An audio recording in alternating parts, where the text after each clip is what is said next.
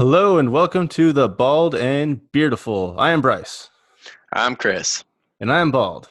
I'm beautiful. All right. Big news of the week.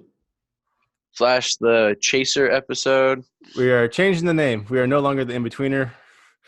We're going to be the chaser. Uh, Whatever. Episode 9.5.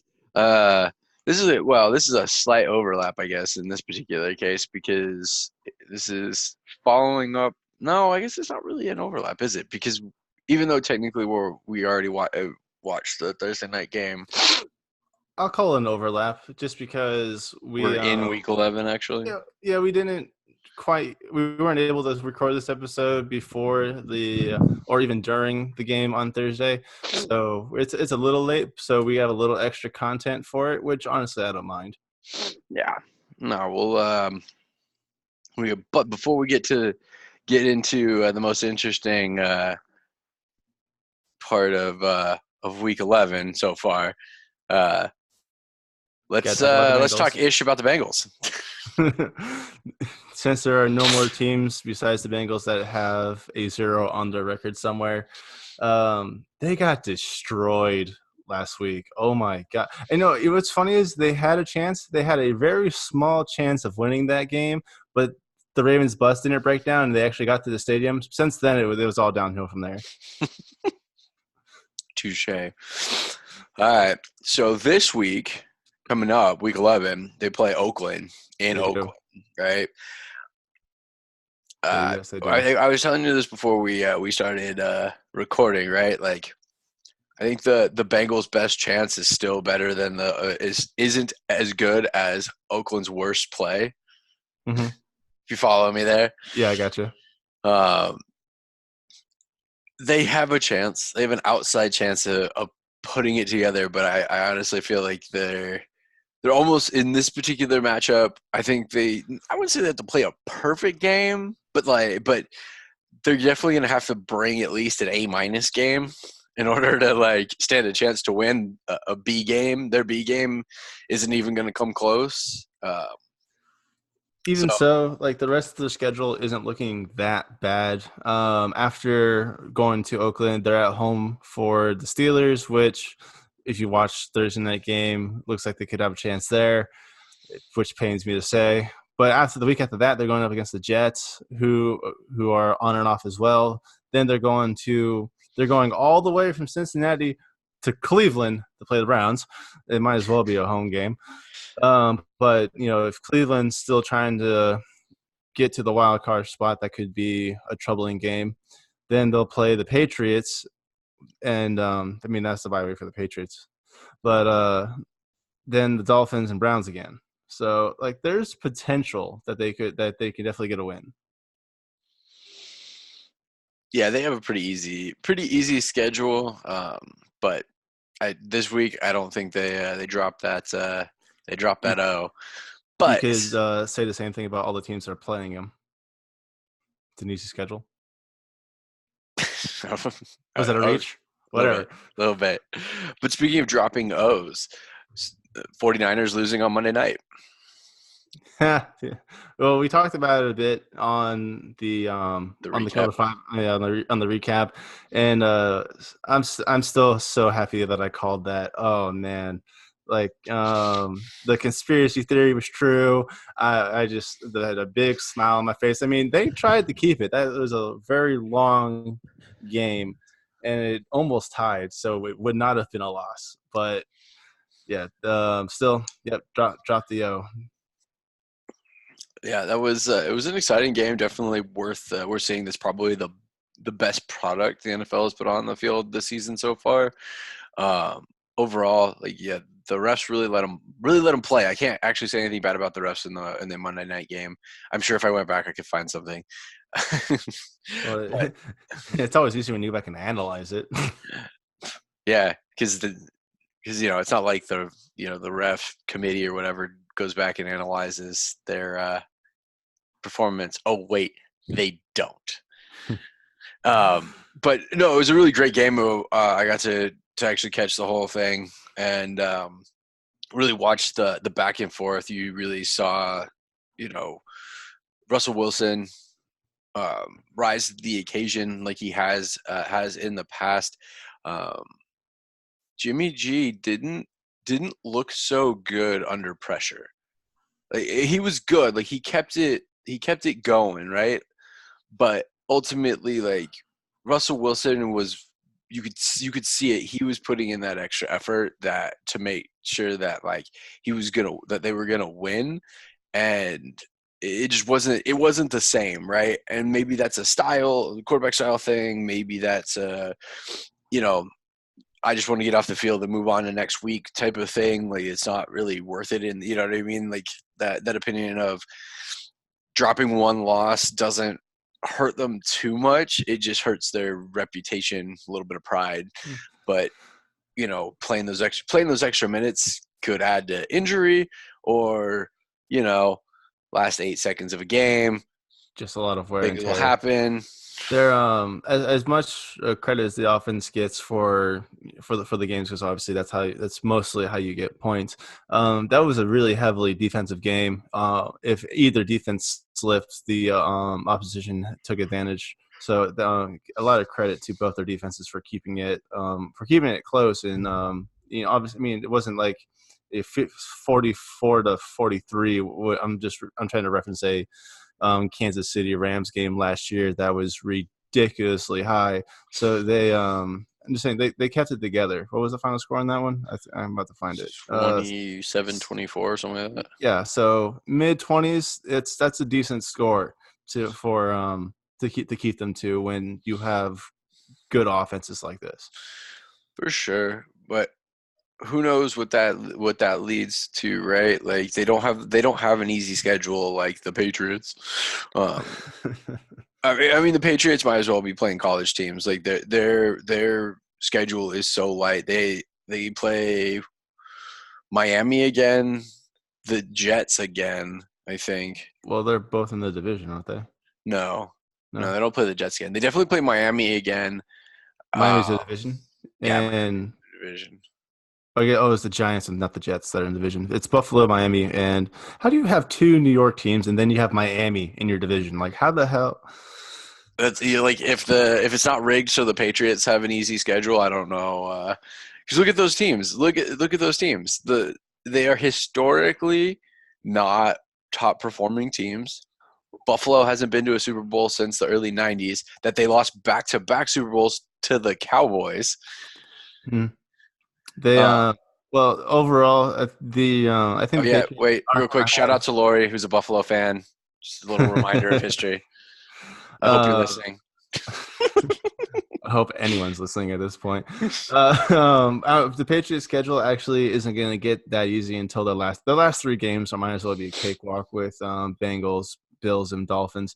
But this week they're playing the Eagles. Depending on how the Eagles play, they're in Philadelphia, so that could be a rough game. They're playing the Cowboys. Depending on how Dak and Elliott do, that could be a rough game. Texans have a top defense. They have some deep threats. They could pull it off. They're in Kansas City. If Mahomes is 100%, they have some good running backs. Hill's playing. There's potential that they could lose a good majority. I think they could lose the majority of their next 4-5 games. There's the options there. Oh my God, are you kidding me right now? Again. Again, I'm muting. Hang on a second. Just talk. All right. Well, time for my inner monologue, I guess. Deep thoughts with Chris. Uh, so- um, yeah. That apparently, uh,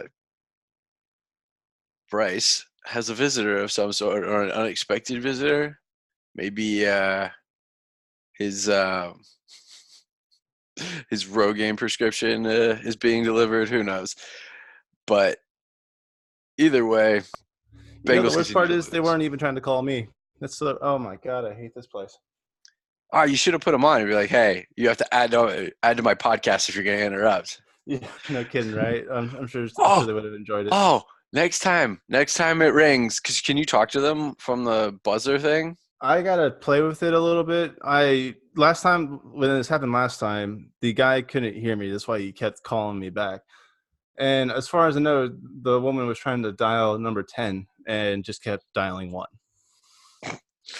So what I was gonna say is when you answer it, you need to say hi, tell them that they're on a podcast being recorded, and then have the conversation with them. I'll see what I can do.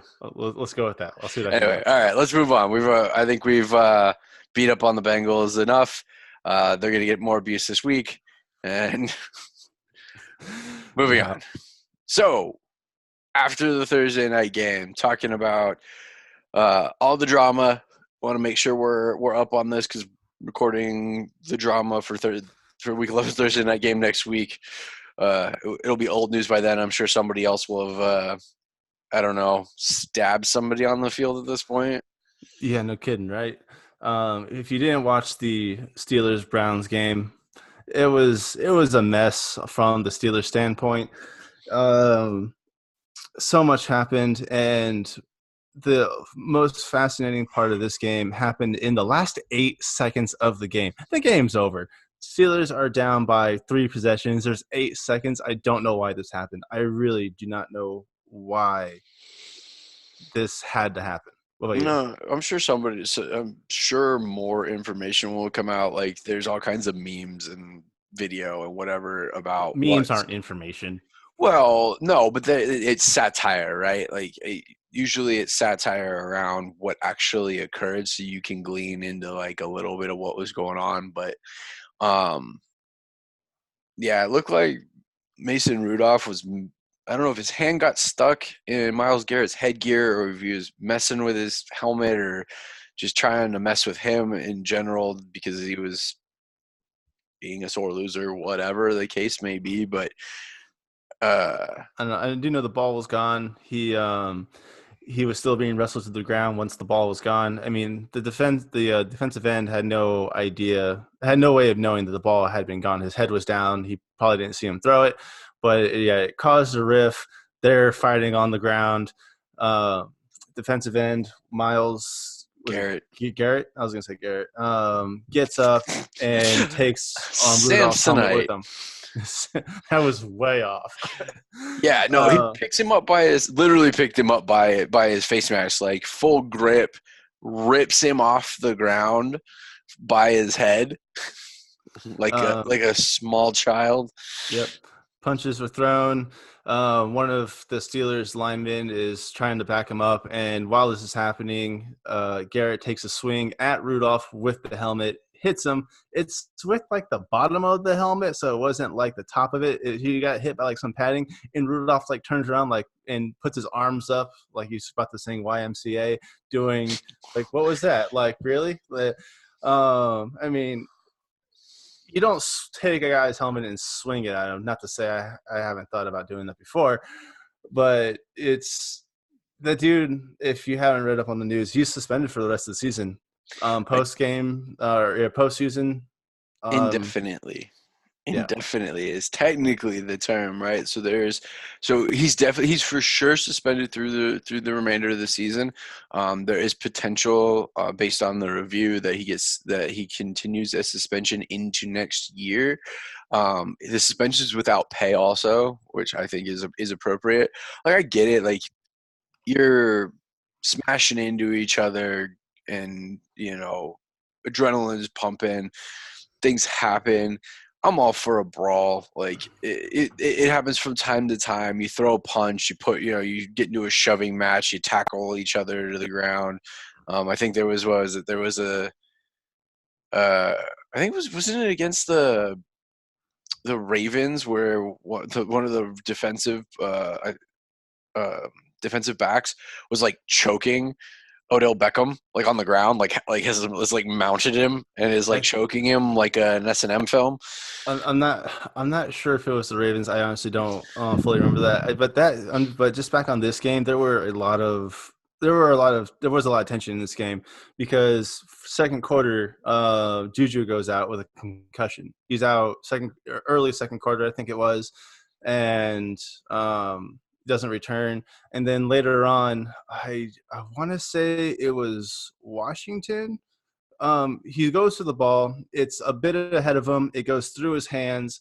And while his hands are extended less than a second from the ball going through, you see the top of the helmet of a Bengals player go into the side temple of the helmet of him, just straight helmet to helmet on the run. And he was on the floor. I mean, he didn't get knocked out, but he was in a lot of pain. He got carted off. He didn't even walk off.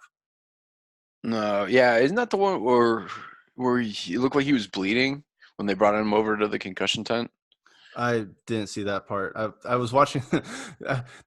Truth be told, I had a work event the night of this, so I'm watching the game at this work event, and then a lot of people wanted to go out to another bar near the UD campus. So as I'm at the bar drinking, everyone else is talking. I'm just watching the game.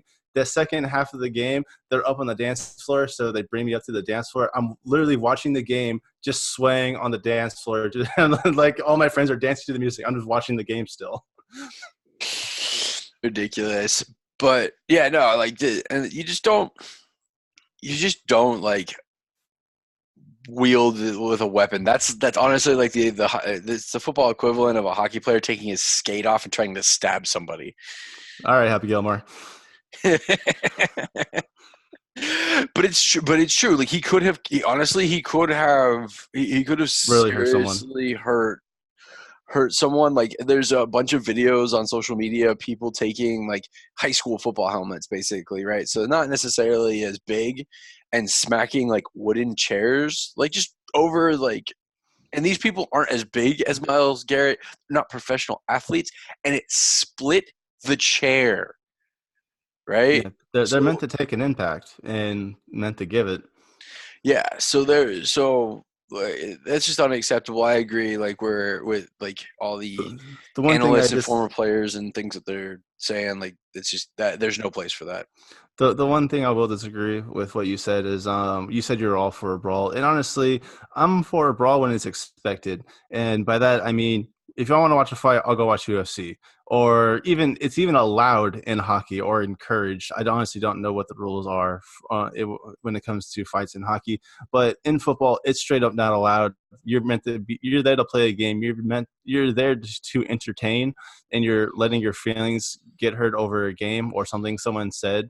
Like whatever happened to sticks and stones can break my bones, but words will never hurt me. Like But it's according to the millennial generation, words hurt. oh god, words hurt because they care too much about what other people think of them. Hence, Facebook, Instagram, Snapchat, so on and so forth, etc. I mean, Anyway, what are you gonna do without the Instagram likes since they're now removing them? I don't even have an Instagram. That's Do right. you? Yeah, I don't Yeah. post anything on it. I lurk mainly. Yeah, no.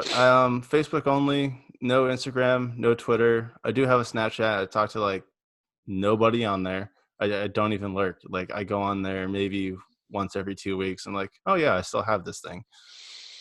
I Like mean, I don't care. I like the funny memes. The funny memes are pretty funny. I do. I still need to send you one from. It's from. They made fun of How to Train Your Dragon. Like snapshots on How to Train Your Dragon. The third one. Oh god, I'll send it to you. Anyway, let's move past the fascinating facts. For those who were looking at the side bet from last week, you know that Chris and I tied, and we made an agreement with each other that if it ends in a tie, that bet will have to carry over. Well, the last bet, what exactly was? Oh, we were looking at the 49ers Seahawks game, one of which we were on the opposite sides for in cover five. And I'm so happy to announce that I was on the right side of that one because I think you beat me twice so far when it comes to us picking the same game but on opposite sides. Yeah. Uh, so I was happy to be on the right side of that one. And the bet for then was the total score had to be greater, or the total score over under was at 46.5, if I'm correct. And we both took the over. We both said the score would be over. And if you're both wrong, we both had to do the punishment, which was post an embarrassing picture of ourselves. But if we were right, the bet would just carry over. And since you had the advantage, you had the opportunity to choose if it was going to be same sided, so that way we had the opportunity for a tie or go lower and opportunity for one of us to win and the other one would lose, obviously. So that bet carried over. We were not able to get this week's side bet on recording before it happened, but we're here to tell you what happened. You want to go? I think I've been talking too much. Chris, you explain this one. All right, so this week we took the amount of interceptions. So instead of like doing just like normal scores, because that's what over under, that's what cover 5 is. We always try to pick some statistic within the game. So in a previous one we took how many we were talking about how many touchdowns Brady would score in a game. So in this particular one we went with interceptions against total number of interceptions between Rudolph. Yeah, actually we did specifically say between Rudolph and Baker Mayfield. So I guess if Rudolph had been accosted earlier in the game and left, it would have saved me. Yes, it would have. Because Rudolph's spoiler alert, Rudolph's nose did not burn so bright because he couldn't find his way to his own receivers. 4 picks. Thursday night, yeah. 4 picks. You're getting ahead of onesies. We're getting ahead of ourselves. They don't know. They know it's total number of interceptions, but they don't know the conditions. Okay, fine. So condition-wise was that since there was a carryover, and I had the better score this week, I got the advantage. Yeah. Either way, we would have to do last week's the previous punishment that we tied on, and this week's punishment, which is you have to get your toes painted, alternating toes with the other person's team's colors. So in this particular case, even though the Steelers lost, I guess I'll have black and yellow toenails for a minute. Kind of disgusting, but also it was gonna be really funny. We'll post a picture on the next episode.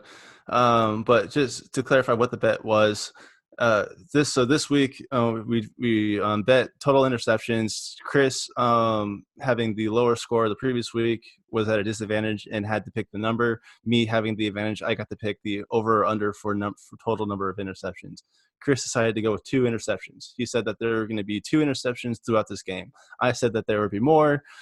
And if you watch that game, for the first half, it was looking pretty scary for me. There was nothing in the first quarter. I think he threw 1 in the second quarter. So by the time halftime happened, I'm just hoping and praying that there's at least 1 more, because if there was 1 more throw just at 2 itself, it's another tie, because we agreed that if the person guessed the number, it's a tie for both of us, since it was neither over or under. I wasn't wrong, but then again I wasn't right, and we would have to carry over yet another bet. But I'm going to look at the exact time here, because this was really funny. We're texting throughout this game, and at 10:17 p.m. on Thursday night, I look at him and go, I text him, that's 2. Just to let him know I did not lose. And I'm going to keep going with this because I loved your text to me a half hour later, or 40 minutes later, at 10:57. Rudolph throws one almost directly to a Cleveland player, and it gets dropped. And I get a text. Do you remember what that text said? Yeah, it said that it made my butthole pucker. Oh yeah.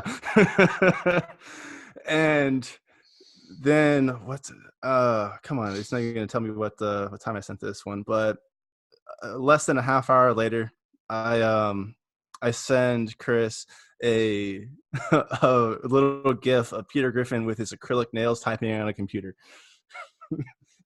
Just that was number 3. He threw it. He ends up throwing a 4th just for good measure a little later on. So I'm happy to say, Chris, you are the side bet double loser at this point. Although I think it only counts as a.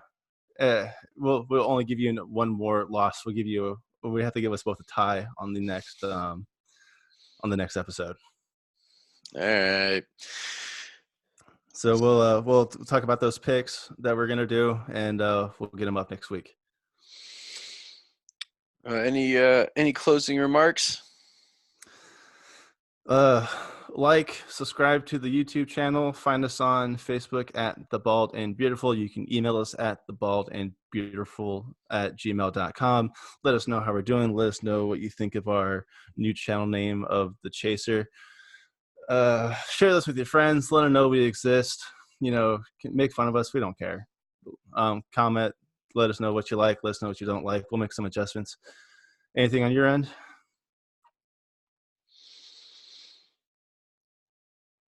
No. No, got nothing. In all fairness, I think you woke up like an hour ago. So, all right, we're out, guys. Thanks for listening. We'll see you next week.